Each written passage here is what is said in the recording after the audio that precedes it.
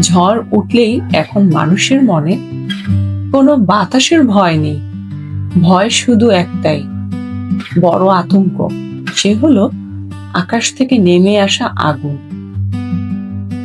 মুহূর্তেই নিভে যাচ্ছে একটি করে জীবন, অথচ কয়েক সেকেন্ডের মাত্র সেই বজ্রপাত। কেনই বা কালবৈশাখী ঝড়ের সময় এত মানুষ মারা যাচ্ছে? আপনি জানলে আটকে উঠবেন। এপ্রিল মে অর্থাৎ বাংলায় চৈত্র, বৈশাখ আর জ্যৈষ্ঠ, এই মাসগুলোতে বছরের সবচেয়ে বেশি তীব্র গরম অনুভূত হয়। আর তখনই চারপাশ মাটি গরম থাকে, বাতাসেও তখন জলীয় বাষ্প বেশি থাকে।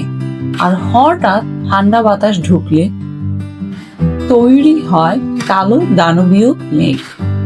আর এই মেঘের ভিতরের বরফ কণা আর জলকণা একসাথে ধাক্কা খেয়ে তৈরি হয় প্রচন্ড শক্তিশালী বৈদ্যুতিক চার্জ। আর যখন সেই বৈদ্যুতিক চার্জ সহ্যের সীমা ছাড়ায়, তখন আকাশ চিরে নেমে আসে বজ্রপাত।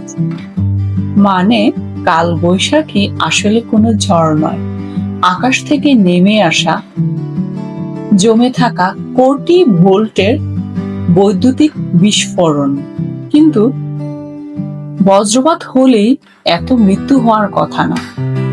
গত কয়েকদিনের কালবৈশাখী ঝড়ে যে হারে মানুষ মারা গিয়েছে, তাতে একটা জিনিস একদমই পরিষ্কার, সেটি হলো বজ্রপাতের সময় কেউ ছিল মাঠে, কেউ ছিল ঘাটে, কেউ মাছ ধরছে, কেউ নৌকায় ছিল, কেউ মাঠে ফসল কাটছে। আর এর ফলেই এই দুর্ঘটনাগুলো ঘটেছে। আপনি শহরে থাকেন, বৃষ্টি দেখার সুযোগ পান না, আর সেই সুযোগেই আপনি বারান্দার গ্রিলে হাত দিয়ে দাঁড়িয়ে বৃষ্টি উপভোগ করছেন। আপনিও পড়তে পারেন সেই দুর্ঘটনার কবল। হ্যাঁ, আর আপনি যদি খোলা জায়গায় থাকেন, খোলা জায়গায় আপনি হচ্ছেন সবচেয়ে উঁচু জায়গা। অর্থাৎ বজ্রপাত সবসময় টার্গেট করে উঁচু জায়গাকে। সেটা হতে পারে গাছ, সেটা হতে পারে টাওয়ার, সেটা হতে পারে খোলা জায়গা আপনি নিজে।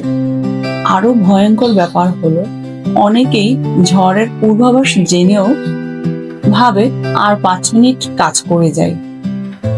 কিন্তু আপনার এই বজ্রপাত কখনো আপনার জন্য ওয়েট করবে না।